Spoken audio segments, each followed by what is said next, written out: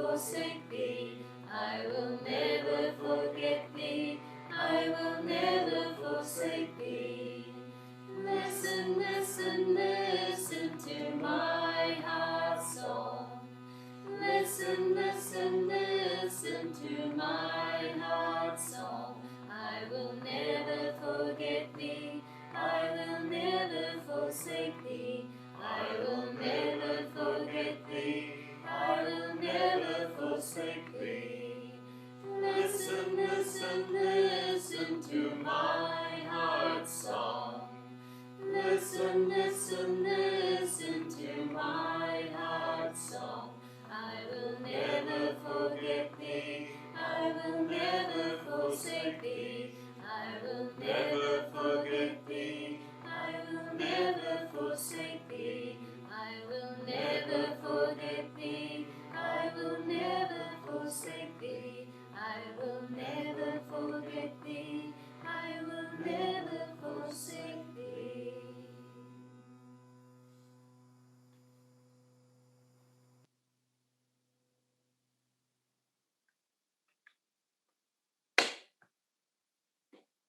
Let's just meditate for a couple of minutes.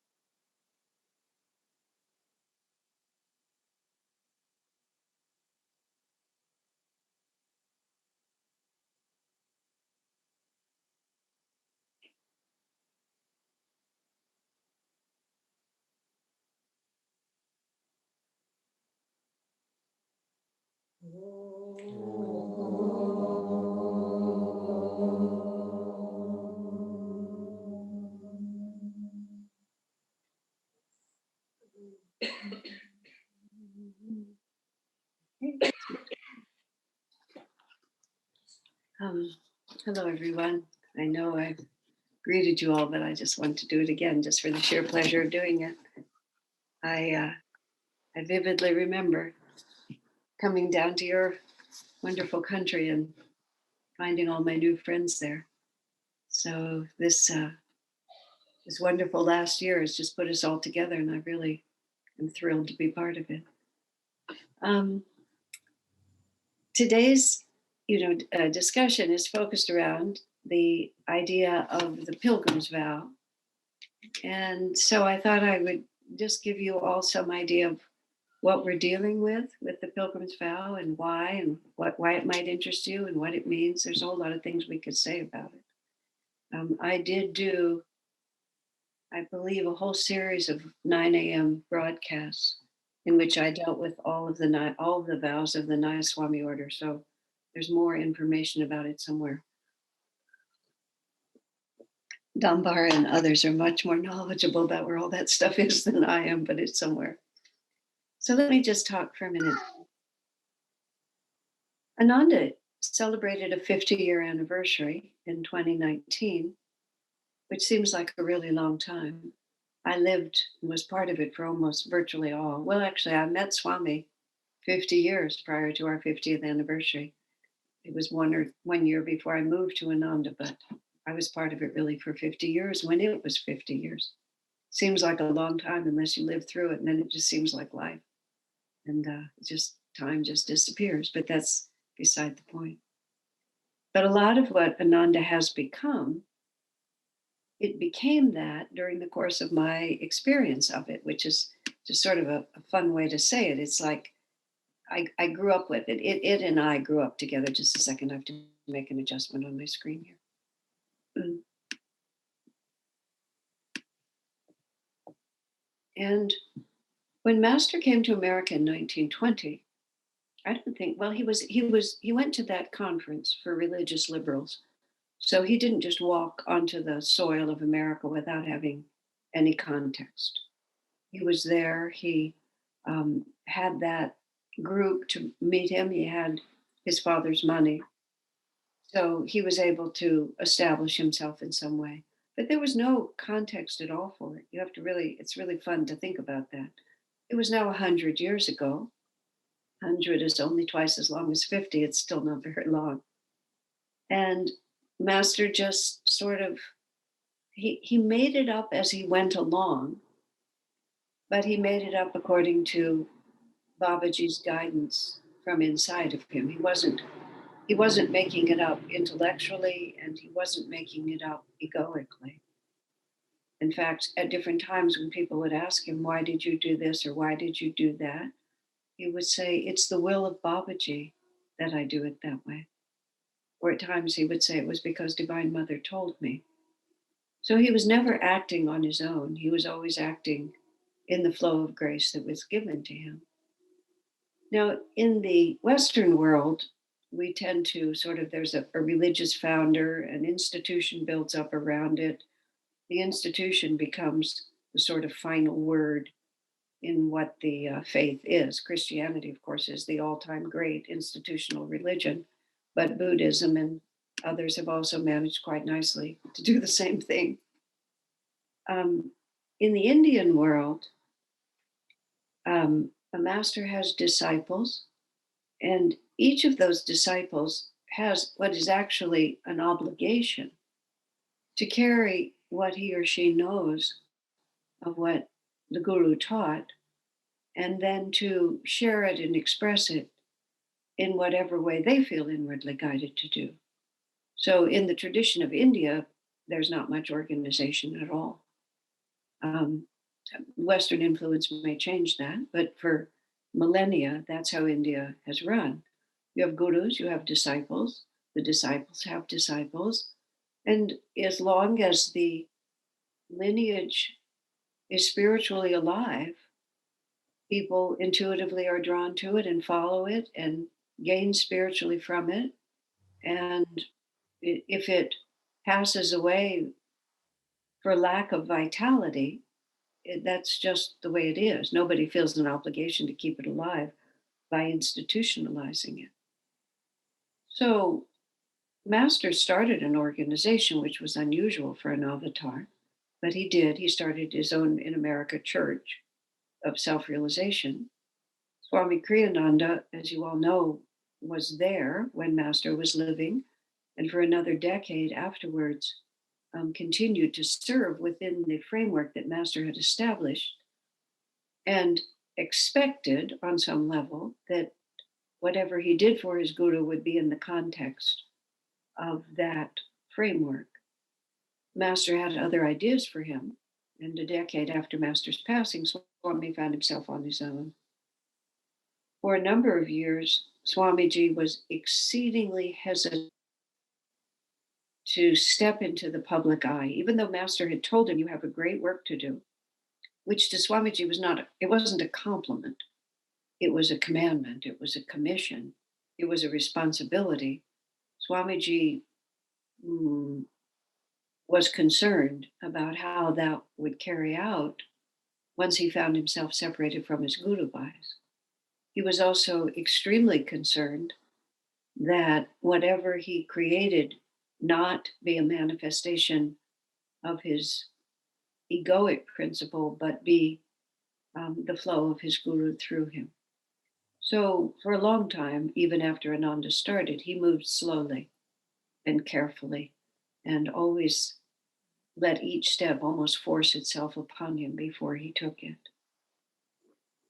So Ananda developed as a community, as you well know, and many of us, myself and Dambara and others that you've met, were there have been with it for a long time. And Ananda developed according to the inspiration Swami felt from Master, according to certain lines that caused it to diverge from the way SRF developed, according to the lines that came through Dayamata primarily. And now here we are.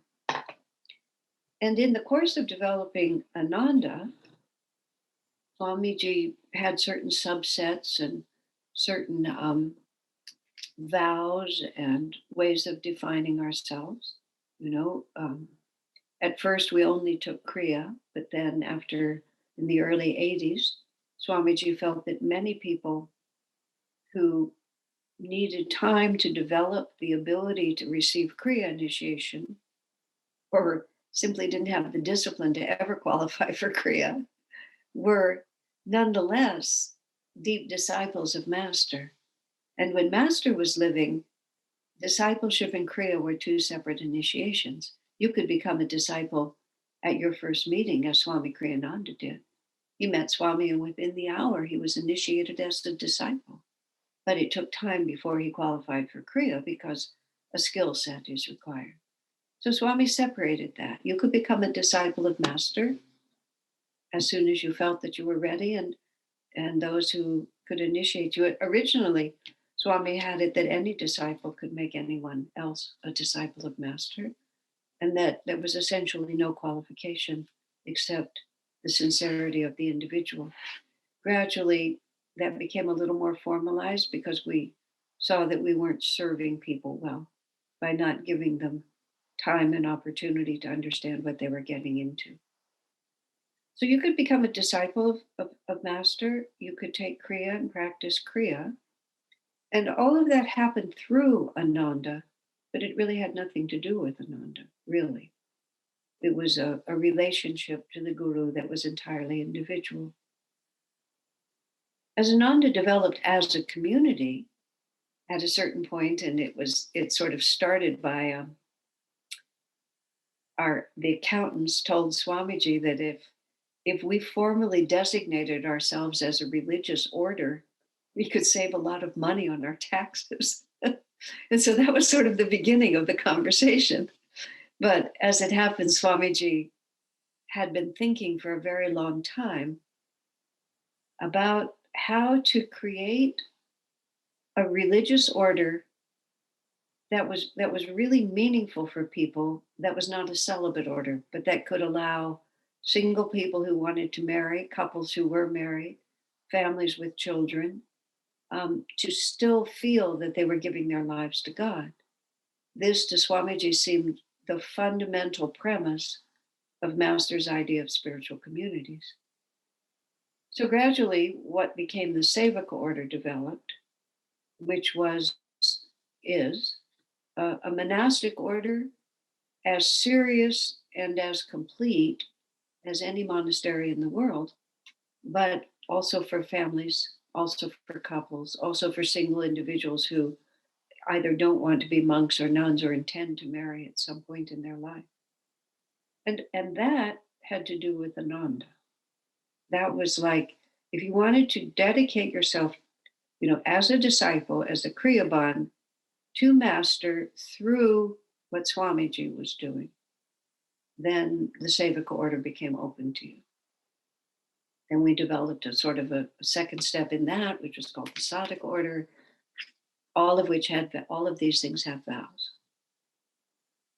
Now, I'm saying all of that because I want to make a contrast with the Pilgrim Vow and the Nayaswami Order. Lurking in the background, that one of the few things that has always been organized in India was the Swami Order. And it was created by Adi Shankaracharya some many, many centuries ago. So Master writes about it in Autobiography of a Yogi. Adi means first, Shankaracharya.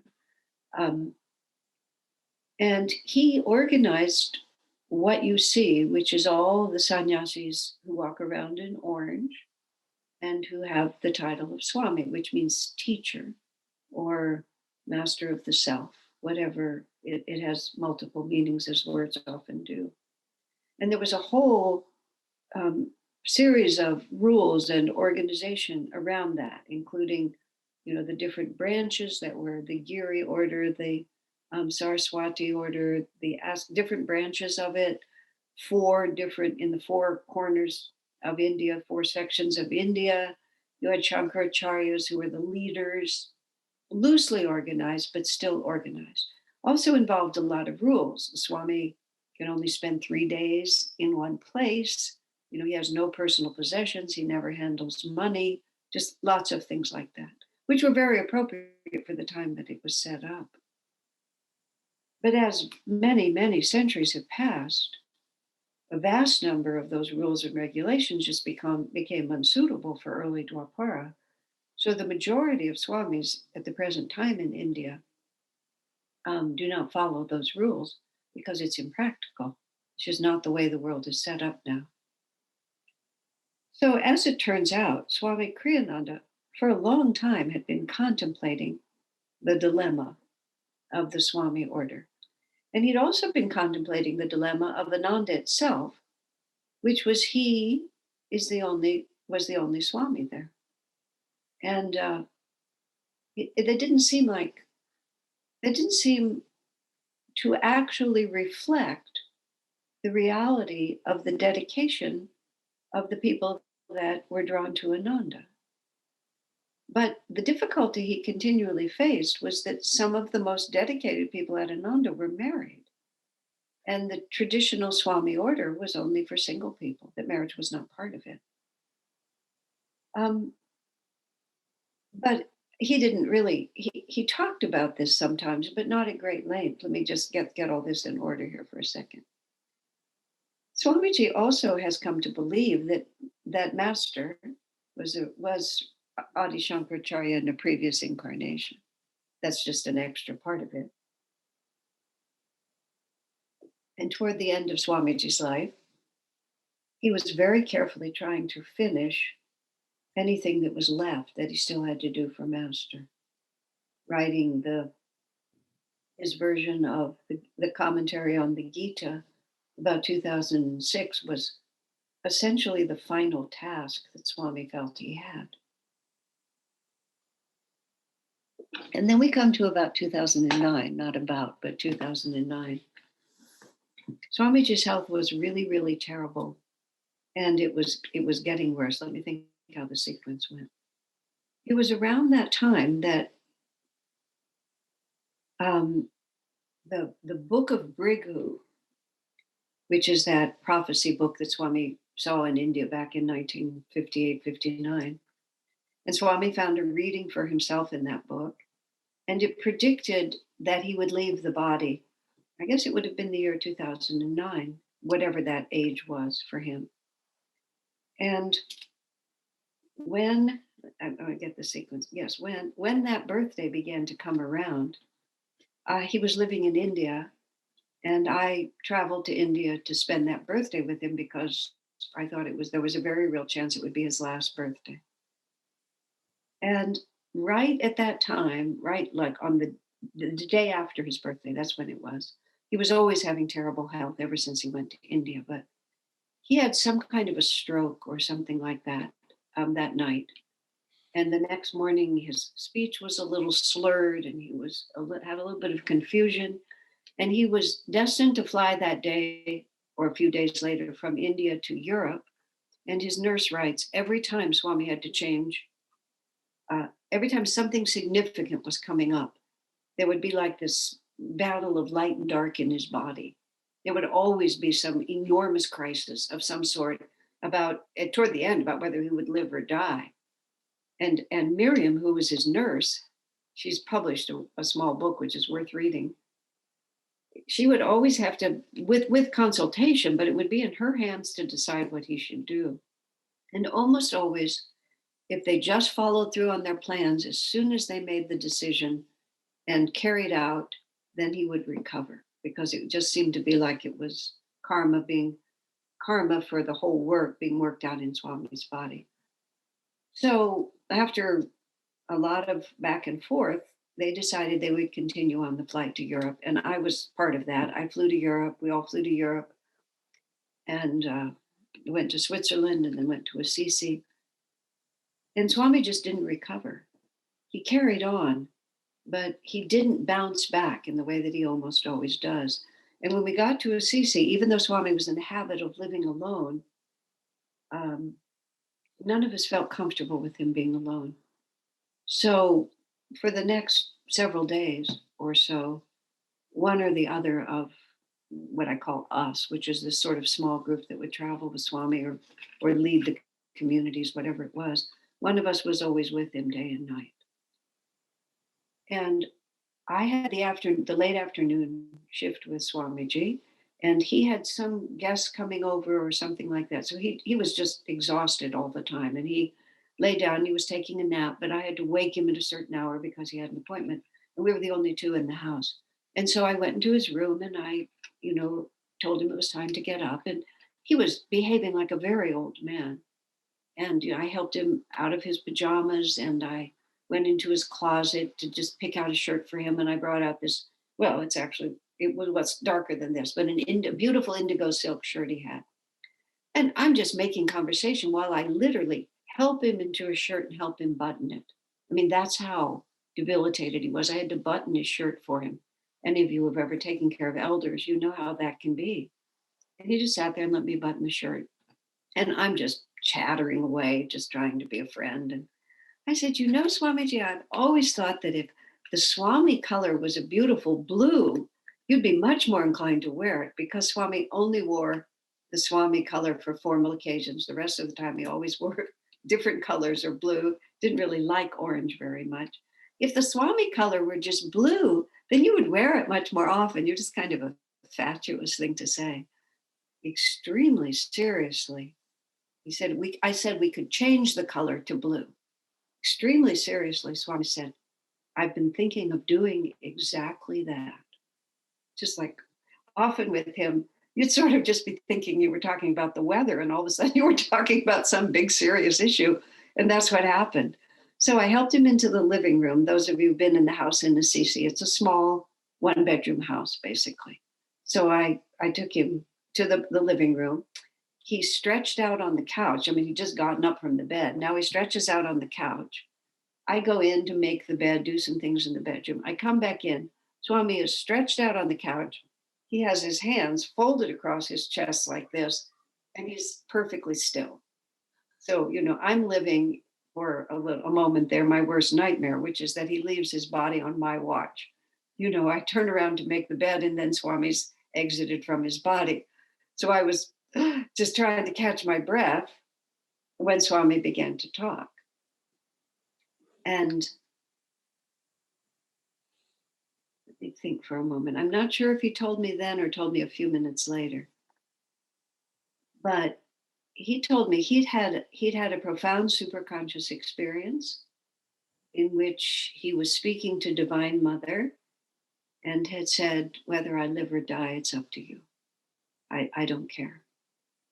And she apparently decided he should not die, because he sits up and he starts talking to me about the Nayaswami Order that he's about to found. Naya means new. And he says, this is what Satan was trying to prevent.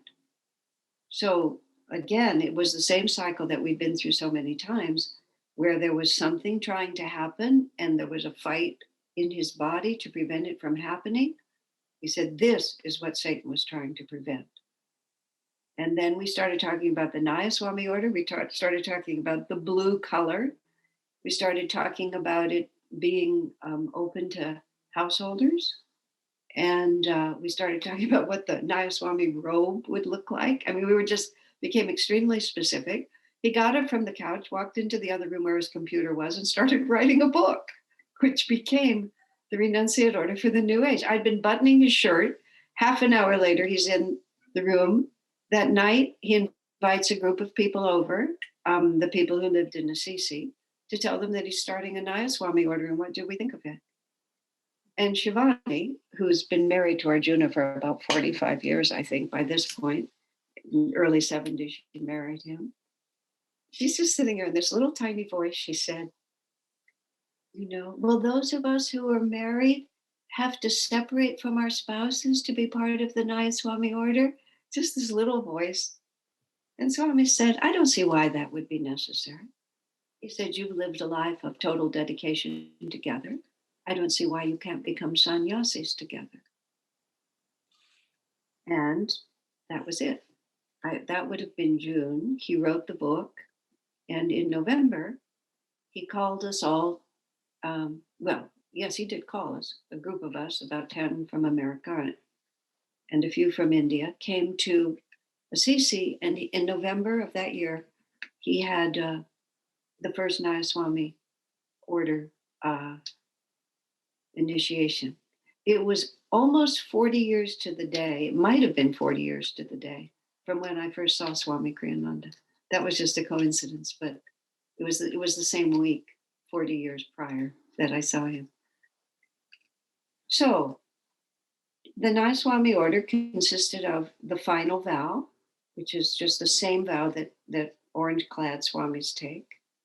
And then the Tyagi vow, which is essentially the novice vow for married couples, and the Brahmachari vow for those who want to be lifelong celibates, or at least want to start out in that lifetime. Both of those are the novice vows for taking the sannyas vow, like that. Then what happened was, Swamiji felt that if you were married, well, it didn't matter whether you were married or not. If you were raising children, Swami felt that, he put it this way, raising children requires a more personal relationship than is appropriate for a Tyagi or a Nayaswami. He also said, the karma of your children takes precedent over your own, and therefore you can't take a vow that could conflict with what you have to do to fulfill the karma of your child. However, there were people with children who very, very, very, very much wanted to dedicate themselves, and Swami allowed us how that was a valid desire. But at that first initiation, those people were simply left out. But later, Swami decided that he wanted to provide a doorway for dedication, even for those, and it was set up primarily for people who were raising children. But it also involved single people who didn't want to take a celibate vow, but were not yet married and therefore couldn't take a vow with a partner. He also just saw that there was a reason to expand the possibilities to every sincere devotee. Now, even though, and that's the Pilgrim Vow that we're talking about today, even though the Nayaswami Order tends to exist right in the middle of Ananda, and because it's new, it's now whatever, 11 years old, 12 years old, because it's new and it emanated from Ananda, it tends to look like Ananda, but it isn't. At the very first initiation, there was a Catholic woman who was not part of any order, but still considered herself to be a Catholic nun, and she took the Nayaswami vow. And there have been others. It's not an Ananda vow, and it's not a discipleship to master vow. Although Swamiji says, since it's founded in Master's name, whoever takes the vow should have deep regard for Master. But it's not discipleship and it's not Ananda. It's the sannyas vow. It's the Swami Order of India. except it's a new version of it for Dwapara Yuga, in which we don't make this hard line between living in the world the way most people live in the world and being fully dedicated to God. Because you can be a sannyasi, you can be part of this order wherever you are. But what people have to understand about the Pilgrim Vow is the Pilgrim Vow is part of the Nayaswami Order, which is to say, this isn't something that you kind of just do casually, because the end point of this vow is sannyas. The end point of this vow is the end point of this vow is the vow of complete renunciation. From now on, I embrace as the only purpose of my life the search for God. To achieve perfection, for I have no goal in life but to know thee and to serve as a channel of thy blessing to all mankind. I no longer exist as a separate entity, but offer myself unreservedly into thy great ocean of awareness. So that's where we're going. So even though anyone who has an inclination to can take the Pilgrim's Vow, it's entirely between the devotee and God. There's no institutional element here. To take the final vow of sannyas in the Nayaswami Order, you have to have two other sannyasis approve you. Three other, I believe, actually, not just two. Has to be three. Three other sannyasis have to say it's an appropriate thing for you to do. And those three sannyasis can't be related to each other. So you can't have a husband and a wife and then one more. It has to be three. The Swami Order as it is now only requires one. But Swamiji wanted to make it a little more. He just wanted to give it a little more. The Pilgrim Vow does not require that. It's between you and God, because the implications of it, it's not as profound. What I was wanting to say, but I don't want to make it too harsh. You've only resolved to try as a pilgrim. The Nayaswami vow says, I am. This is who I am. And that's appropriate. We have to start somewhere and move toward it. Now, in certain ways, and the Pilgrim's Vow is even called a vow of intention, not a vow of realization yet. This is my intention. In our day and age, vows are not considered as sacred and as powerful as they have been in other times in other cultures. In early Dwapara, life is changing so fast. It's really not, it's not possible for people to take vows and hold them as powerfully and as easily as we could in earlier ages where circumstances were very predictable. In Dwapara, everything is shifting so quickly that a person can take an absolute vow with absolute conviction and then virtually start a new incarnation. But nonetheless, taking a vow is serious.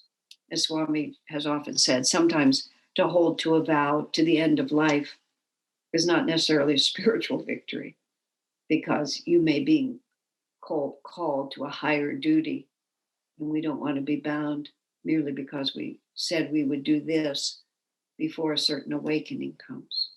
But nonetheless, he phrases the Pilgrim's Vow carefully so that a person can feel this is my intention, and not have to feel more certainty than that to start. But what I like about the Pilgrim's Vow enormously, the Nayaswami vow, among other things, we have special garb. This was a long conversation about special garb, whether we would have it or not have it, but it was a positive, another idea.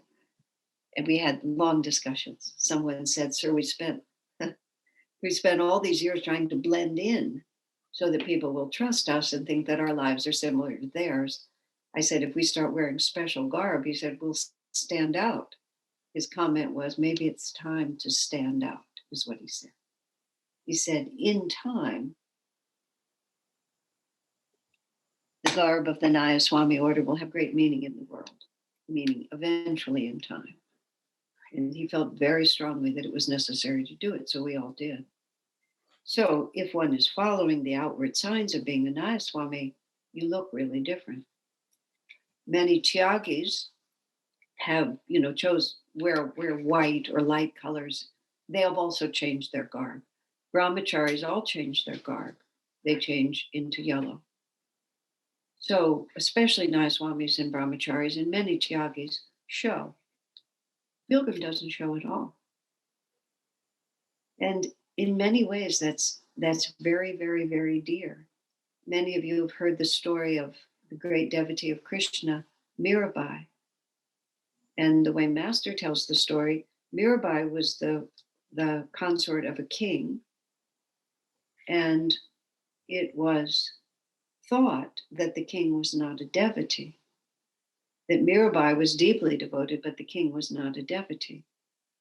And then the story that Master tells is that one night in his sleep, Mirabai awoke and heard her husband professing profound love for the divine.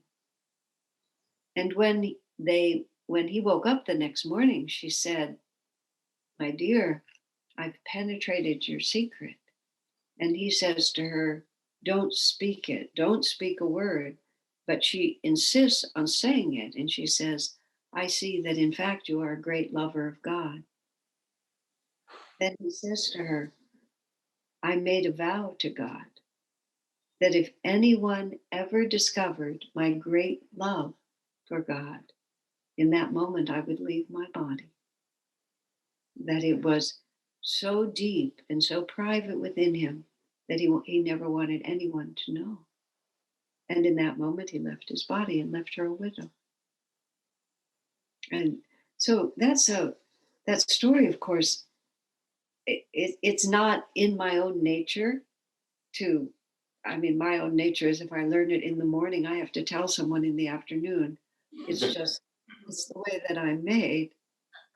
Swami himself said when he was going across the country on the bus, after reading Autobiography of a Yogi to be initiated by Master as a disciple, he had two realities. One was he was going there to give up the world to realize God, and he had to tell everyone about this, which is one of the reasons why Master gave him the assignment he was given, because that was his nature, that was his destiny to share like that. But coming back to Mirabai and her husband, the Pilgrim's Vow, you can take it and never tell anyone, and no one will ever know, except insofar as you keep it in the ways that really matter. Because, one of the great temptations in the spiritual life is to assume the outer signs of what you imagine to be the right consciousness, instead of letting it grow like a seed into a flower from within yourself. The great danger of religious institutions, even insofar as Ananda has become an actual it, is that one can look around and see what you're supposed to think and feel, instead of thinking and feeling it, because it's genuinely who I am. And authenticity, well, there is no spirituality except authentic spirituality. And the great wonderfulness of the Pilgrim's Vow is that everything can change for you as an individual, but it has to be completely your choice and your decision. Of course, that's true of a sannyasi too, but in the context of Ananda, no one else knows. But when I walk around in a blue garb, people automatically make assumptions about me. And the difficulty is their assumptions may or may not be authentic. And so there's always that slight danger that you begin to believe other people's assumptions instead of having the capacity to be completely true to your own inspiration. So And the vow that you make, the vow of intention that the pilgrim makes, is exquisitely beautiful. If we needed any sign that Swami received this entire order from a divine level, we don't have to look any farther than the poetry of the vows he made. And speaking for myself, I've never been much of a I don't function well in form. Swami's always allowed me to be somewhat self-determined within the context of being a disciple because it suits my temperament. But I love the vows that I've taken. I keep my on the back wall behind me, you might even be able to see it, frame there. I keep the Nayaswami vow there, and I've memorized it because it reminds me I no longer exist as a separate entity. From now on, I embrace as the only purpose of my life the search for God. To know that one has made that decision.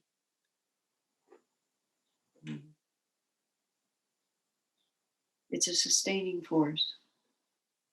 It's a tremendous sustaining force. It should not be undertaken lightly, but one should not fear to do it either. And the Pilgrim's Vow, essentially, especially because it's a vow of intention rather than the final vow of renunciation. What is it called? The vow of complete renunciation. It's the vow of intention. These are the guidelines by which I will, according to which I will lead my life from this day forward. One of the terrors of my life before I found out about self-realization, and I was only 19, so God rescued me very early, was that I would never understand what the purpose of life was, because I gradually found out that nobody knew. Nobody in my world knew. I sort of hung on until I got to university. And in the first week at the university, I discovered they didn't know either, which is a little discouraging for me. I wasn't yet in a panic, but I was getting there. Doesn't anybody know anything? Then I discovered self-realization, and then I met Swami. But to actually have some clear articulation about what I'm doing in this world and how to achieve it. It doesn't mean that one automatically succeeds. It doesn't mean that one doesn't roll down the hill into wrong thinking over and over again. But there's a point of reference. That's how I felt about it ever since. I have a point of reference. I have something against which my life can be measured, not judged, but measured, meaning there's a pole star. And we can say, Master is the pole star, God, realization is the pole star. But a vow like the Pilgrim's Vow and the ones that follow really tell me how to live that. So, for all those reasons, my friends, for those of you who feel so inclined, this is what we're here to make real for your lives today.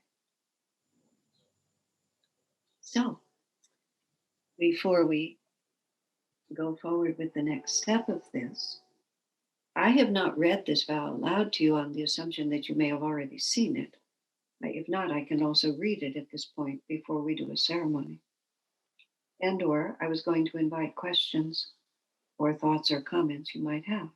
Any?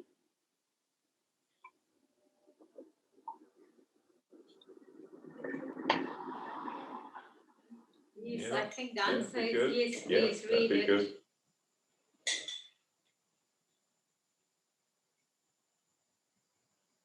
Going muted. I don't know. No, we wait. I think if you could read the vow and then we could have the question and answer session. Okay, that would work. So this is called the Pilgrim's Vow of Intention. I understand and intend from now on to live by my understanding that life is a pilgrimage, of which the final goal is to find and merge back into God. I will endeavor resolutely, therefore, to direct all my thoughts and actions toward that end. So I'll just sort of, as we go, life is a pilgrimage. There's a purpose to it. We're heading for God. And because I now understand that, I'm going to do my very best to make sure that everything that I think and do is consistent with that goal. And one can look at one's own life and see how many other choices there are. And then it says, I will offer up all material desires for purification in the fire of divine bliss. And he also says, I will offer up all attachments for purification in that cosmic fire. Now, again, this is how beautifully Swami has written that. It doesn't say that I will give away my material desires. The Nayaswami vow says, I accept nothing as mine, no one is mine, no talent, no success, no achievement, nothing. But what the Pilgrim Vow says, I'll offer up all my desires and attachments to be purified in the fire of bliss, which is to say, uplifted, upraised, refined, understood on a deeper level, experienced in contrast to divine joy. So there's no expectation that I can't continue as I am, but through what I'm doing, by understanding now that everything is directional toward God, all of those desires and attachments will gradually be refined and refined. In other words, I will work through my karma to come to a higher and higher level of understanding. I will search my heart daily for any lingering desires and attachments, and will offer them to thee, my cosmic beloved. All of this you see is an offering. I will offer, I will offer. It doesn't say I will renounce, I will give up, I will master. Now, of course, that's where you're going. So we do have to understand that this is not a vow of business as usual. This is now, I understand that I have these desires and these attachments, and I will seek them out and then give them to God. This is who I am, Lord, but you take care of it, okay? And you see also it's a cooperative effort. And then it says, so we're dealing desires and attachments because that's what keeps us from the final ability to merge back into God is desires and attachments. So 3 of the 7 paragraphs here, 8 paragraphs, are about what to do with our desires and attachments. And then it says, I will strive to be an example to others of a pure, discriminating, and noble life. I love that line. I will strive to be an example to others of a pure means free of that which pollutes my divine nature. So this is the word purification is used several times in here. Pure means focused on God. Doesn't mean without faults. It means just sincere and authentic. Discriminating. Discriminating is, I understand and to live from now on by my understanding that life is a pilgrimage. Discriminating means I pay attention. I pay attention to what is leading me to that goal and what is taking me away from that goal. So pure, discriminating, and noble. I love that word, noble. You know, when we think about nobility, that there's dignity to who we are, and that we're not here to revel in the mud. You know, we're focused on the purity of our divine self, and we will be noble in pursuit of that. That's self-sacrificing, that's refined, that's that's focused. And then it says, I will offer the fruit of all my actions and labors to thee alone. So once again, it's presumed that we're going to be active in the world, that we're going to be working, that we'll be earning money, that we'll be achieving awards and so on. But I give it all back to you. Everything that comes to me, I offer back to you. Now again, here it says, I accept nothing as mine. Here it says, I will offer it all to thee. You know, here it is. This is what I've done in my life, Lord. I put it on the altar there in service to you. It's the same thought when perfectly carried out, but it gives us a way to keep moving toward it. And then it just simply says, bless me and direct my footsteps ever to the summit of thy holy mountain. We go back to the idea that life is a pilgrimage. If we were on our way to Kailash, if we were on our way to Badrinath, places in India that some of you may know about or have been to. Badrinath's up at 12,000 feet, and we used to have to walk. Now you can drive. Direct my footsteps to the top of the holy mountain. And it gives us a wonderful way to think about life, because if you think about a pilgrimage, a lot happens and you have to put out a lot of energy. And you have companions along the way, and there's adventures, and there's dedication, and there's determination, and there's tapasya, but you have to keep doing it.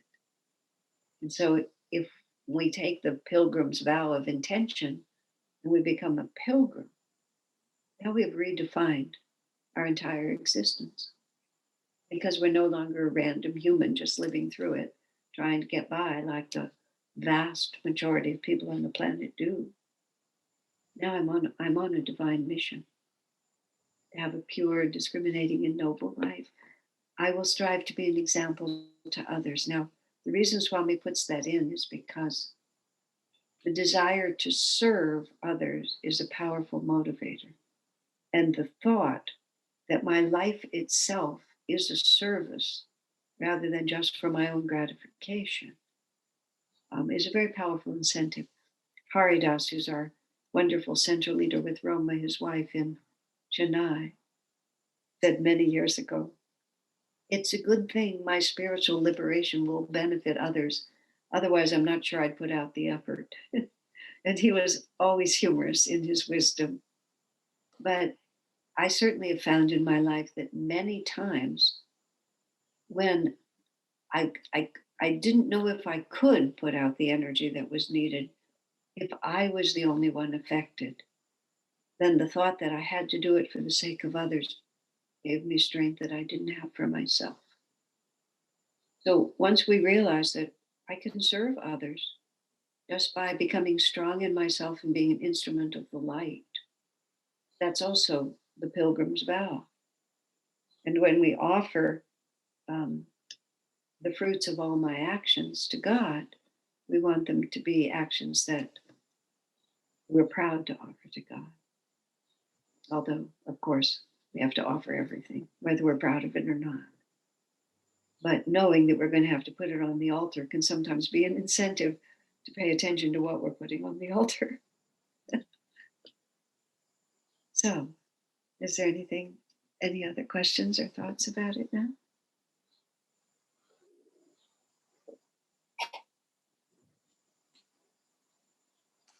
Yes, I'd like to ask a question. I'd like to ask two questions.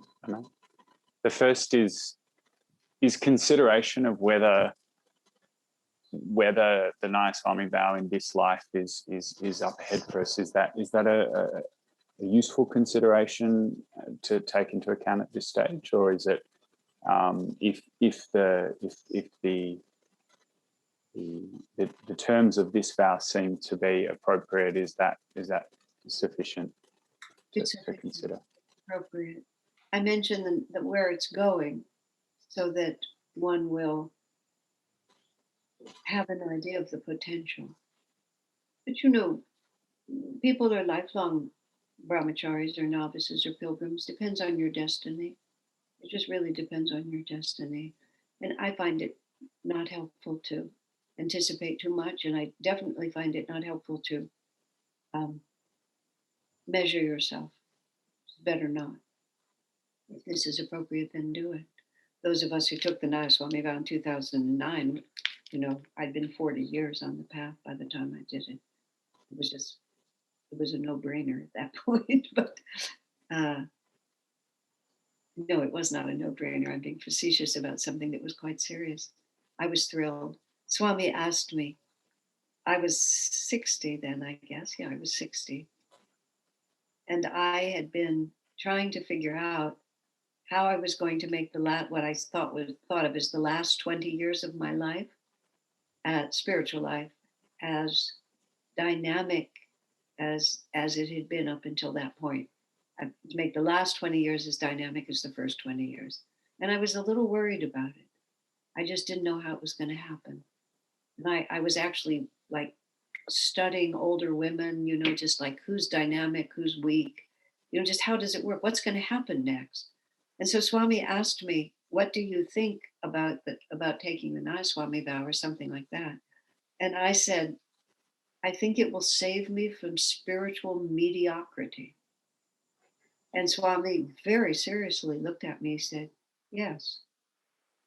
Just like that. Like it was another one of those moments where I didn't realize I was stepping into something as serious as that. So, I took it 40 years after I met Swami.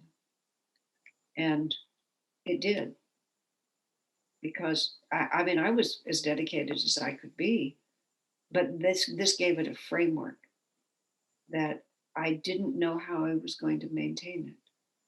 But it's definitely changed me.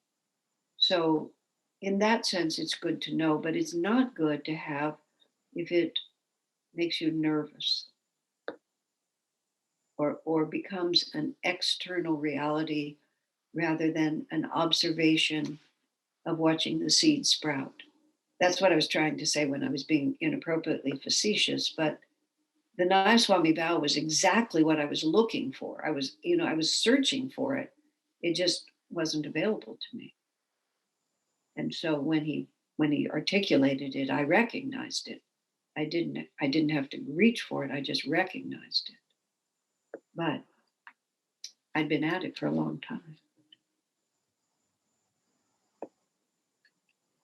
The following Yogananda and Kriyananda and listening to yourself and knowing Kavita, they're all different people, individuals. And, as a dad, my children are very, very different, all three of them. And I don't want that to vanish. I, in some sense, as a dad, I wouldn't like them to become exactly like Dad, or to, in some sense, be merged into me.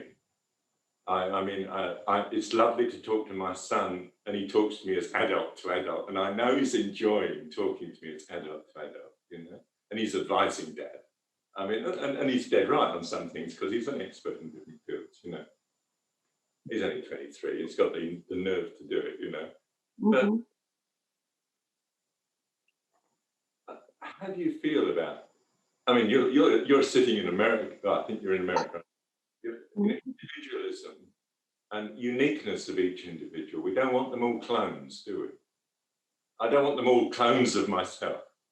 I think what you're saying is, okay, here's the answer to that question is really simple.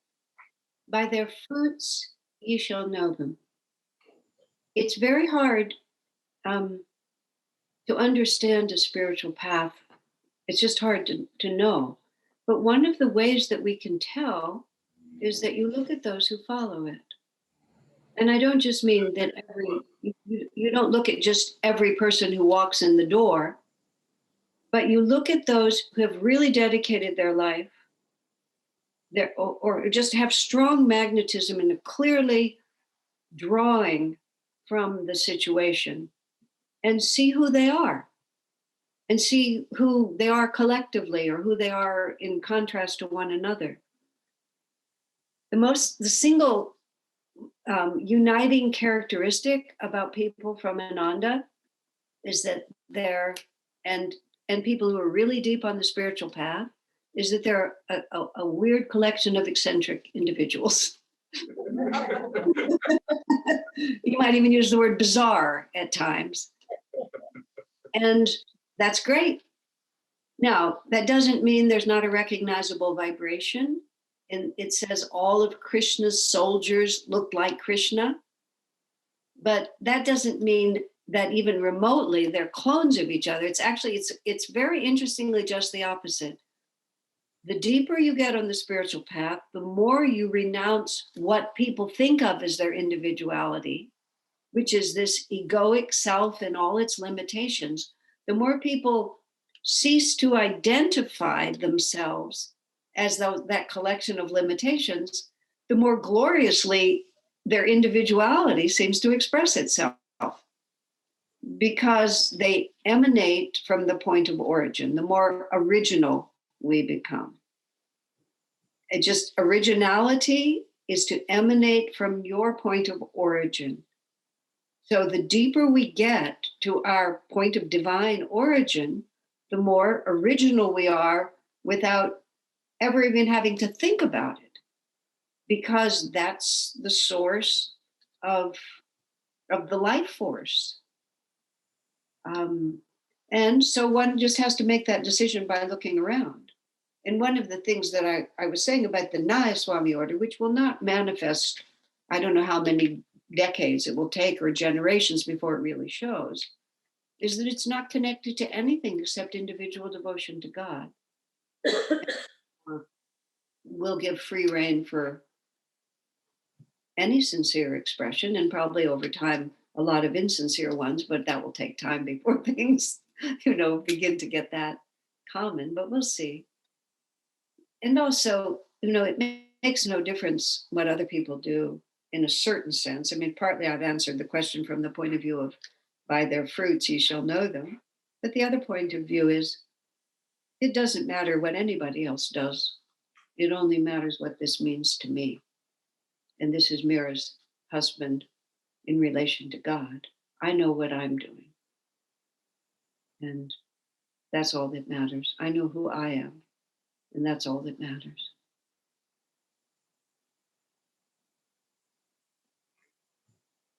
Unless someone says something else, another point I'd like to bring up. Thank you, that was excellent. Another point.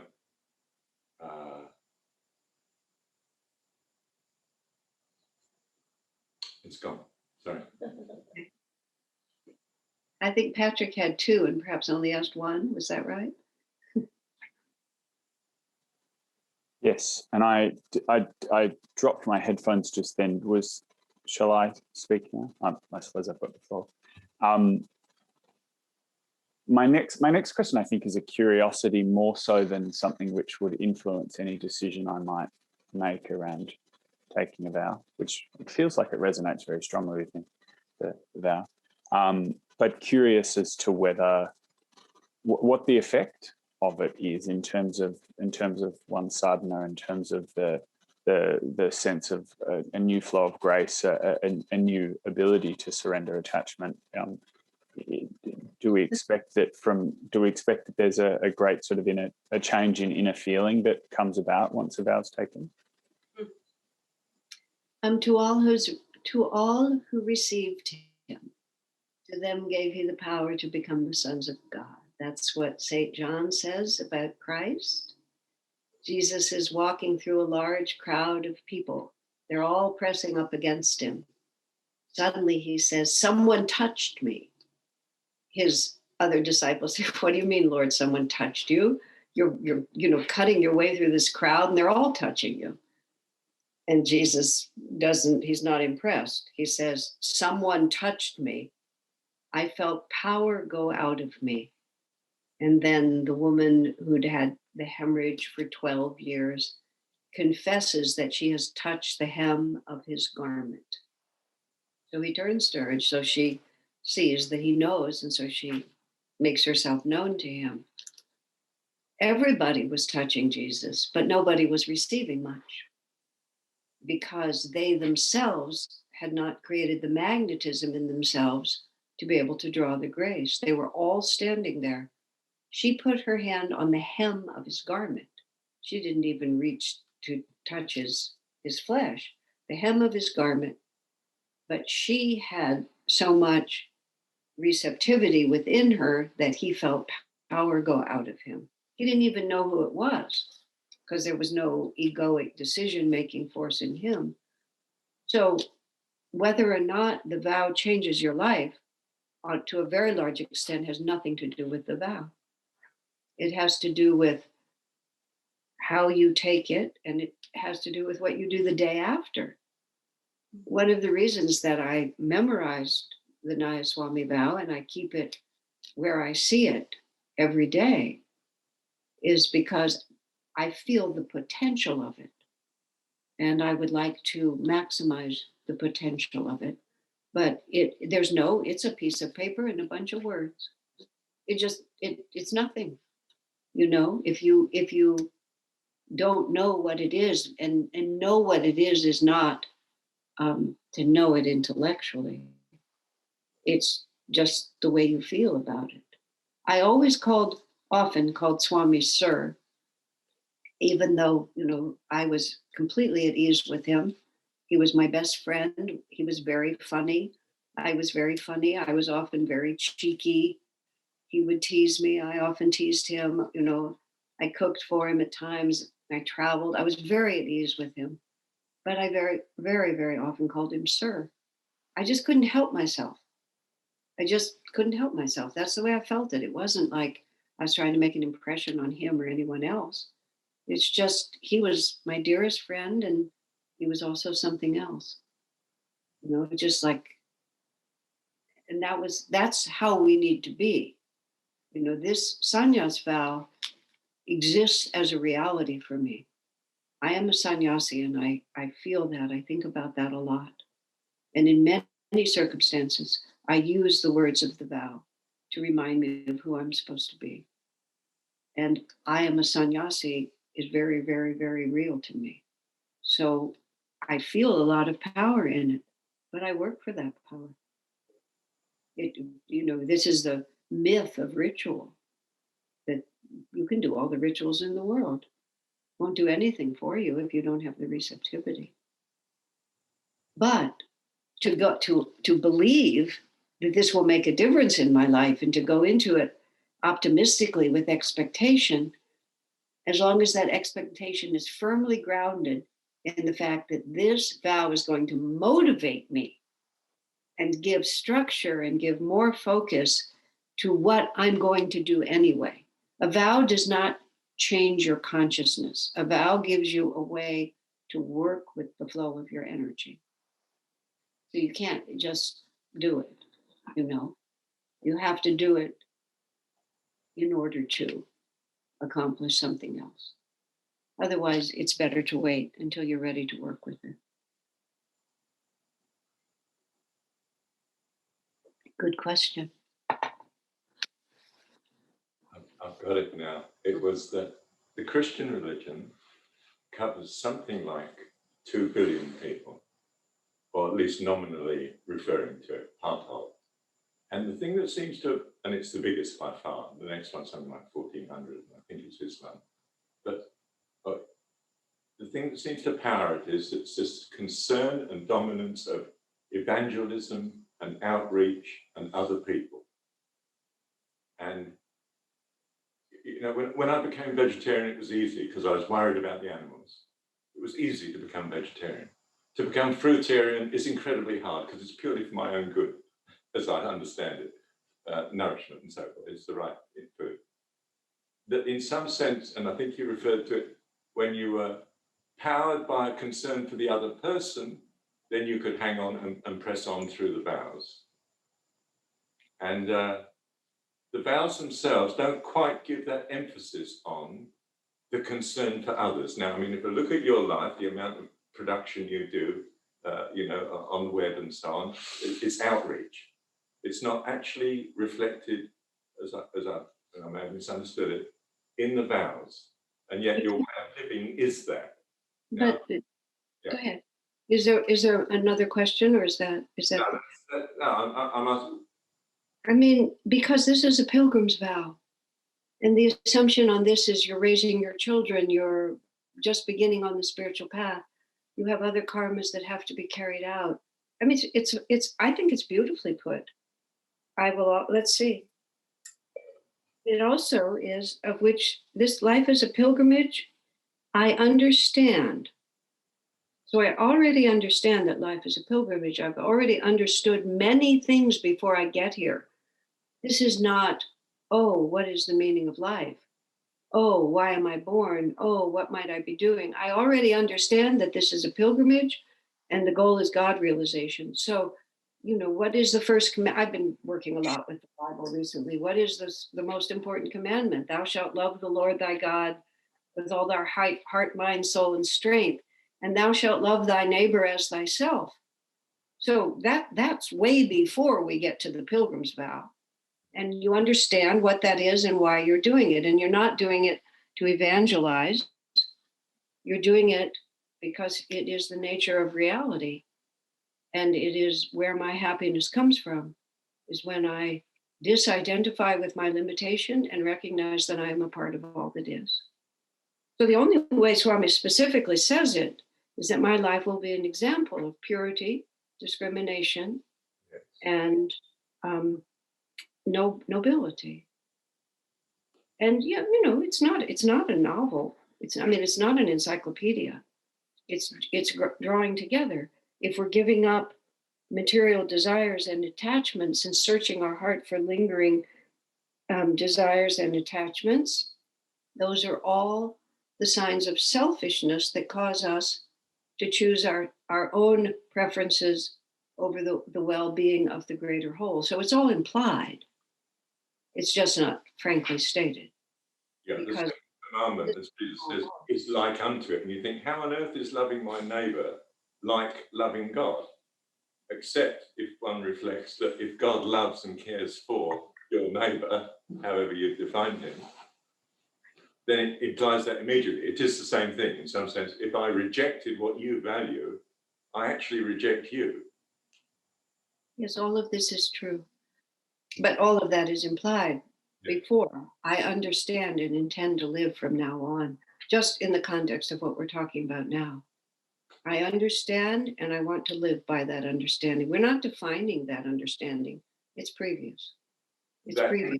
takes the emphasis off I'm perfecting me, I wish to become perfect, to I'm here to help all people. God is concerned for all. We can go on this for a very long time, and I'm very happy to, but we have been going for a while. Yeah. And it is what it is.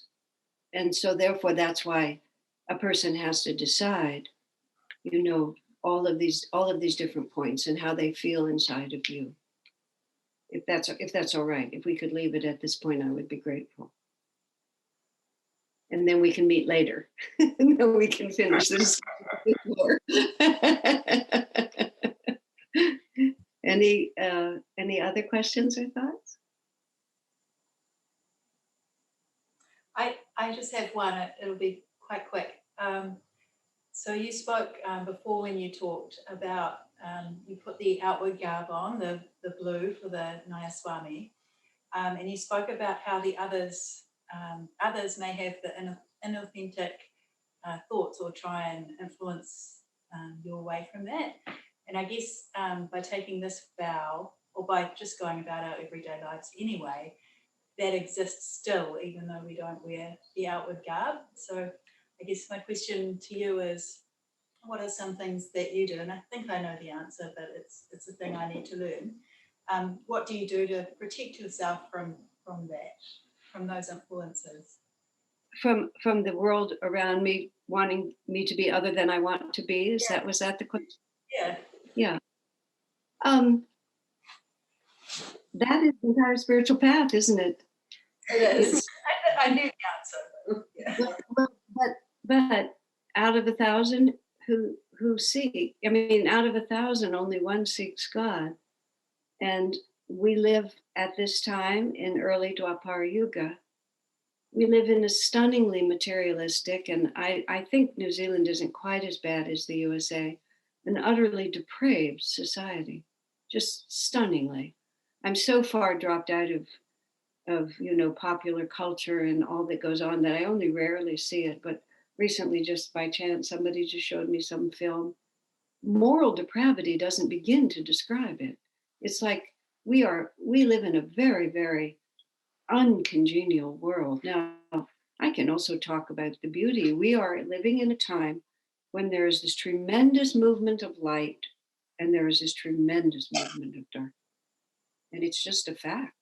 Fortunately, we're in an ascending age, and light always prevails, always, because light is eternal. And Master actually uses the phrase, he rarely uses the word dark. He uses light and shade, light and shadow, which are beautiful, beautiful use of language, because you don't have shade or shadow unless you have light. And all that shade and shadow is something is blocking the light. But the light is the defining reality.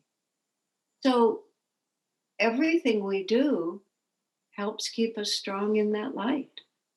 And we use every aid that we can have. Before I was dressed like this, and it wasn't appropriate to dress this way, although before the Nayaswami Order, I thought about it a lot. I kept thinking if I was going to do something like this on my own, but it never felt right. But when I took the life vow in the Sevaka order, the color was yellow, and I just wore this yellow ribbon around my wrist for years. I just had it there because I wanted something, and it was unobtrusive. Nobody really thought about it. This was long before those plastic bracelets everyone wears, but I just kept it there. Just any little thing that I could do. I almost always wear my Kriya Mala, just under my shirt, just so I always have it on. These are little things, but God knows we need lots of big things. Environment is stronger than willpower, so you want to create as much as you possibly can an inner and an outer environment that supports your spiritual aspirations. And if you have karma where you are forced into close association with people who do not have your values, then you have to find as many ways as you can to maintain them inside yourself. It's that's it. That's the spiritual path. Delusion, the devil, Maya, whatever you want to call it, it lurks around every corner. And just look at your life. Look at how you spend your time. Look at the atmosphere in which you live. Look at how you dress. Listen to the tone of your voice. Just who am I? What am I doing? And what could I do differently? As well as we can. Or we work on our attitude in relation to the inescapable things that are not explicitly upward moving, but are nonetheless the responsibilities, the jobs we have to do, the families we have to take care of, the endless mundane tasks that God demands of us, and find as many tricks as you can. I mean, that's the game of it. That's the fun. Master said, take care of the minutes and everything else will take care of itself, which is a very, very powerful statement. Best I can suggest. Maybe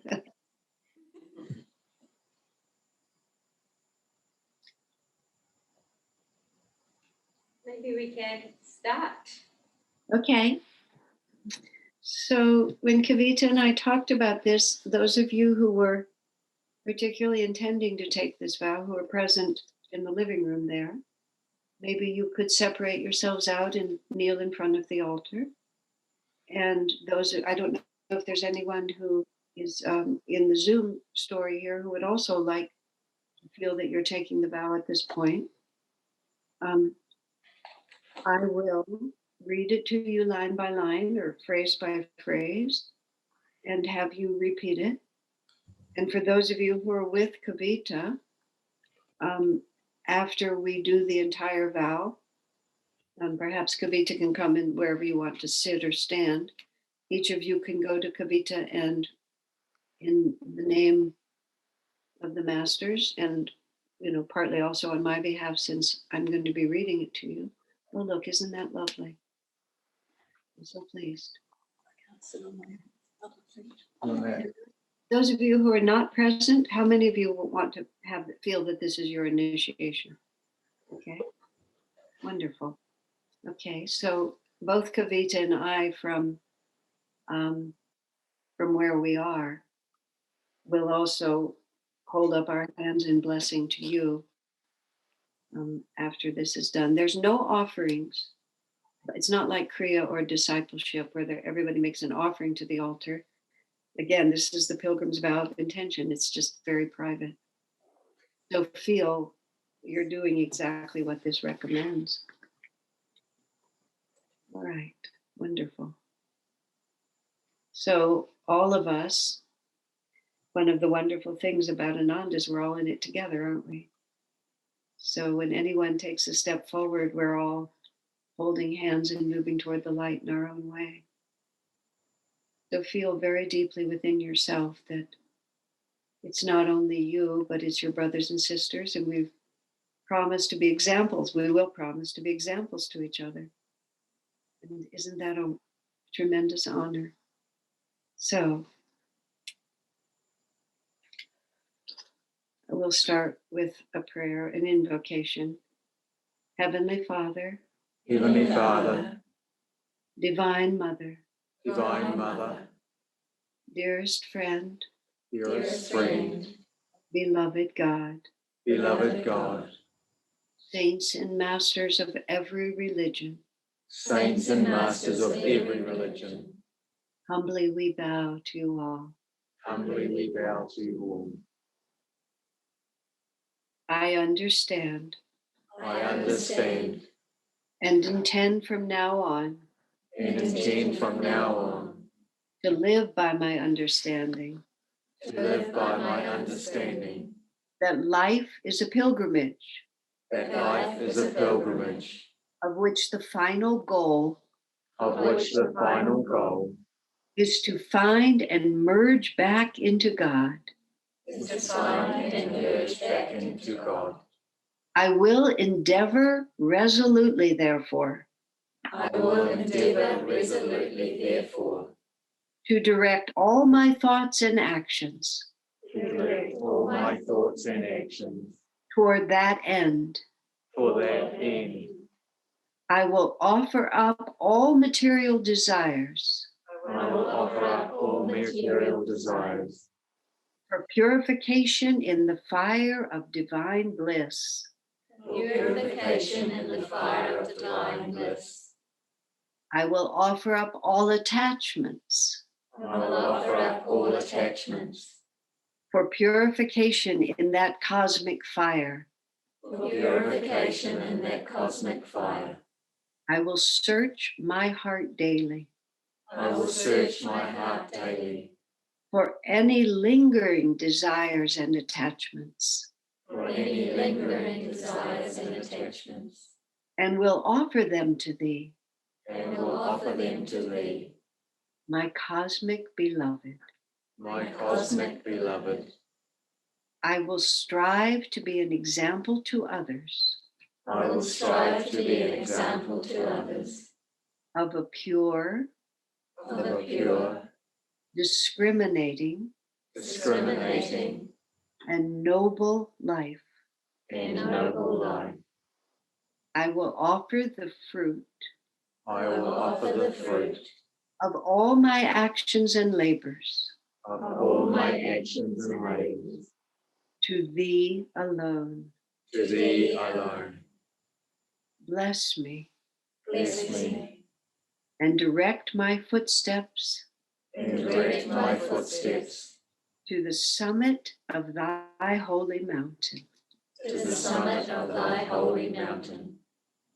Om Shanti, Shanti, Amen.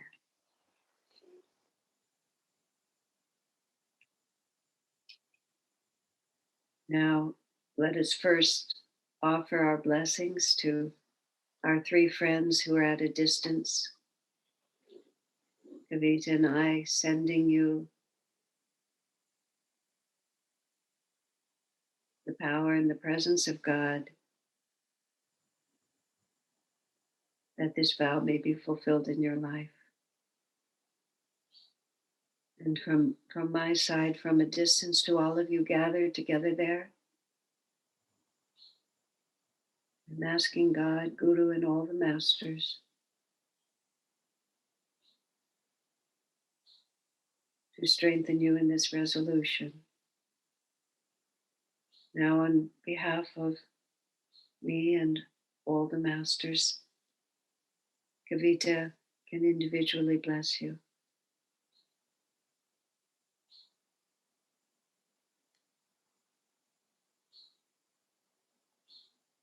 We can just meditate and pray together while she does that.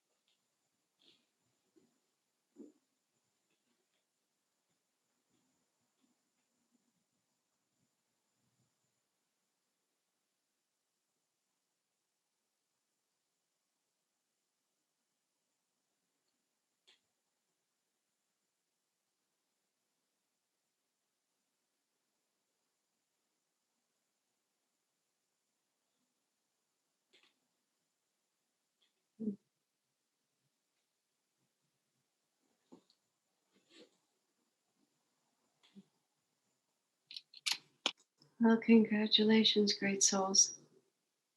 Thank you. With all my heart, I pray that this may be a day that you'll remember as a day of great deepening and ever greater inspiration on your pilgrimage to the divine. And in keeping with the spirit of this vow and also our way, why don't we take the blessings that we've received and send an Om out to the whole world, that all receptive hearts may be inspired to turn ever more determinedly toward the light. Rubbing our hands together, let's send that Om vibration out into the world. Om.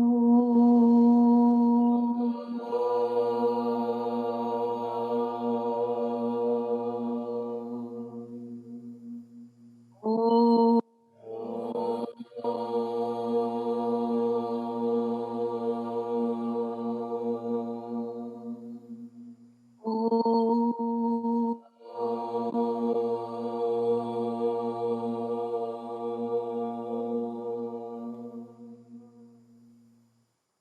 May thy love shine forever on the sanctuary of our devotion, and may we be able to awaken thy love in all hearts. Om, peace. Amen.